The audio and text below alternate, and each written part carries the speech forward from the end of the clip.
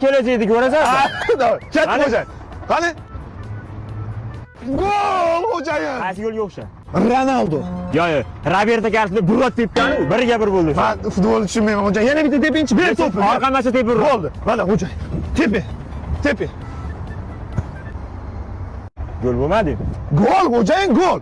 Boni emas varadi. Men turgan hammasi bor-ku. Shu varadi. O'zi ham 9 ga urdi xo'jayin. Gap yo'q xo'jayin.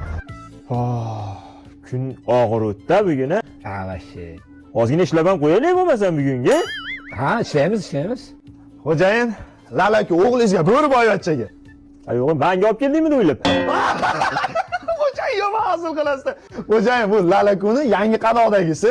Ko'rinishi ozgina o'zgargan, lekin sifatida katta o'zgarish bor.